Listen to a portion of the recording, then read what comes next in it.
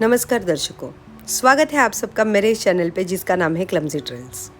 तो आज मैं आपके लिए शॉर्ट्स लेके आ रही हूँ। शॉर्ट्स में आपको मिलेंगे डेली व्लॉग्स जिसमें आपको नर्मदा परिक्रमा कैसे करनी है, उसमें क्या दिक्कतें आती है, ग्राउंड लेवल पे आपको क्या क्या तैयारियाँ करनी चाहिए, इस सब चीज़ों के बारे में हम डिस्कस करेंगे।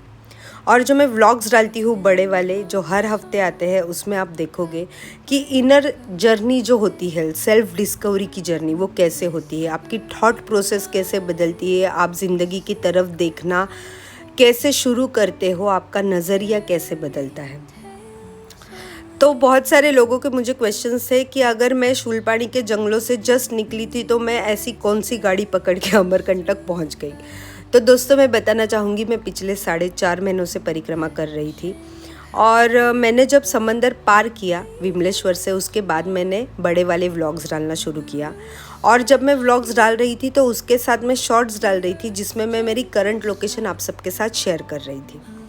तो ये क्लैरिफाई ना होने की वजह से बहुत सारे लोग कंफ्यूज हो गए। तो अब आई होप सबका कन्फ्यूजन क्लियर हो चुका है। तो अब हम व्लॉग ये शुरू करते हैं। तो आप परिक्रमा ओमकारेश्वर या अमरकंटक दोनों में से कहीं भी से भी उठा सकते हो, आप किसी भी तट से उठा सकते हो, पर आपको जल चढ़ाने के लिए ओमकारेश्वर आना ही पड़ता है। तो हम मुंबई से हैं तो हमारे लिए ओमकारेश्वर जाना इजी था, तो हम पहुंच चुके थे ओमकारेश्वर।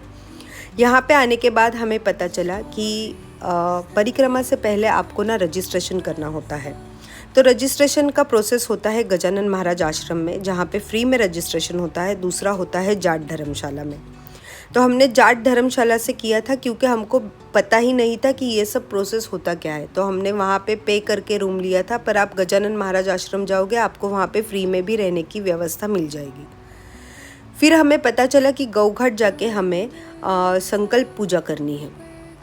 तो जब हमने इसके बारे में पूछा तो हमें पता चला कि संकल्प पूजा इसलिए करना ज़रूरी है कि आप जीवन में जब कोई भी महत्वपूर्ण कार्य करते हो तो पंचतत्व, हमारे इष्ट देव और हमारे कुल देवों का आवाहन करना ज़रूरी होता है कि हम ये कठिन काम करने निकले हैं, तो आप आके अपनी सहायता दीजिए और हमारा ये कार्य पूर्ण करा लीजिए।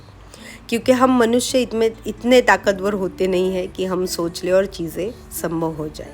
मानसिक शक्ति होती है, बट दैवीय शक्ति के बिना बहुत सारी चीज़ें अधूरी रह जाती है। तो ये था मेरा आज का पहला व्लॉग। अब हर दिन एक नया व्लॉग आएगा, उसमें आपको ग्राउंड लेवल्स की दिक्कतें पता चलेगी। तो फटाफट चैनल को सब्सक्राइब कीजिए और अब मिलेंगे कल के व्लॉग में। तब तक के लिए बाय बाय।